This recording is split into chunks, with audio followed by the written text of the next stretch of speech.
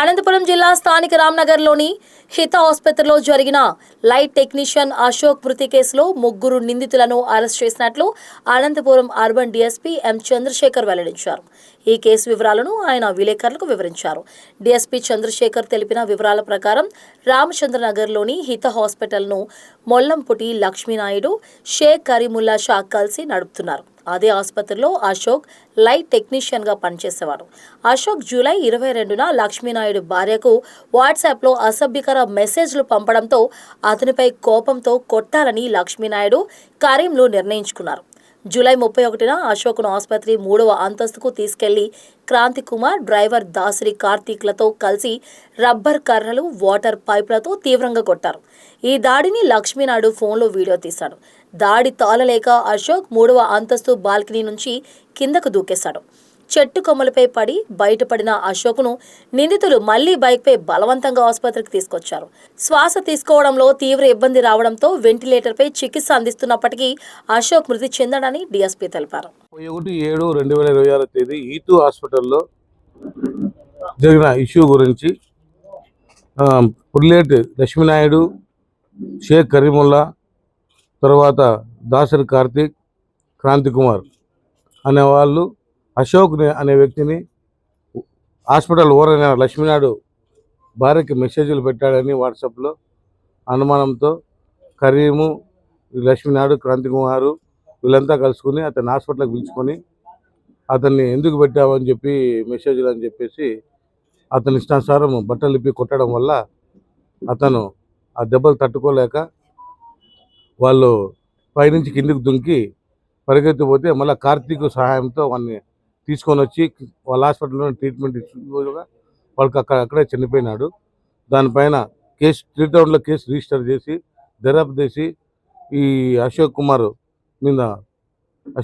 చనిపోవడానికి వీళ్ళు కారణం అని చెప్పేసి వీరి మీద కేసు పెట్టి రిమాండ్ చేయడం అయింది. హాస్పిటల్లో ముందు ల్యాబ్ టెక్నీషియన్ లక్ష్మీనాయుడు పిల్లల్ని వాళ్ళని స్కూల్కి పిలిచిపోవడము తీసుకురావడము చేసేవాడు. ఒక 2 years నుంచి పనిచేస్తుంది.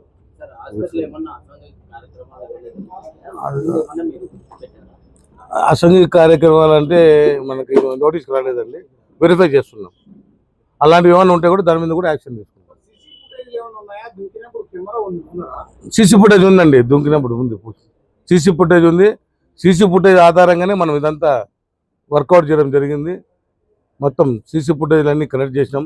టెక్నికల్ సైడ్ కానీ అన్ని ద్వారా చూసి ఇందులో మనం పక్క క్రిమినల్ ఐడెంటిఫై చేయడం జరిగింది.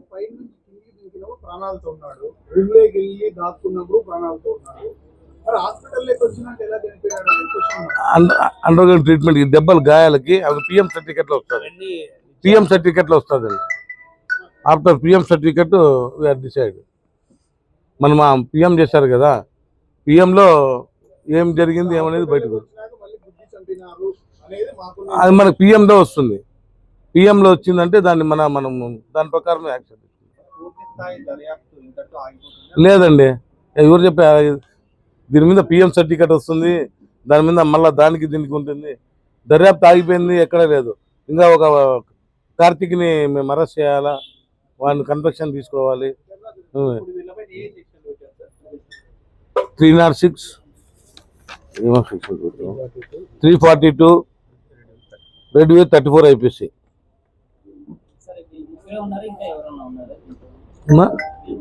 నలుగురు మా మొత్తం. కార్తీక్ అబ్స్కాండ్ లో ఉన్నాడు.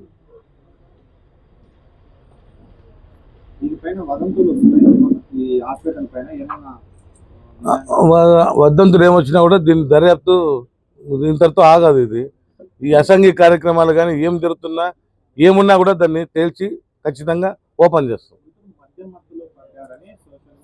మద్యం సేవించినారంతా కలిసి,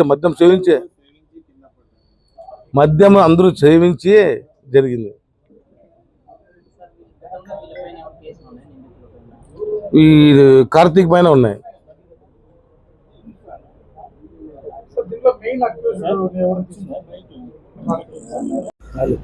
సారీ ఒకటండి, ఇది వాళ్ళు కొట్టడం గాయాలకు వాళ్ళు కొడుతుంటే వాళ్ళ చేతులను తప్పించుకోవాలనేసి అతను పైనుంచి కిందికి దుంకినాడు అనేది అక్కడ సీసీ ఫుటేజ్లో మనం బట్టి తెలుస్తుంది. మళ్ళీ అతన్ని తీసుకురావడం, ట్రీట్మెంట్ చేయడం అనేది జరిగింది. ఆ ట్రీట్మెంట్ ఏం చేసినారు అనేది కూడా పిఎంలో వస్తుంది.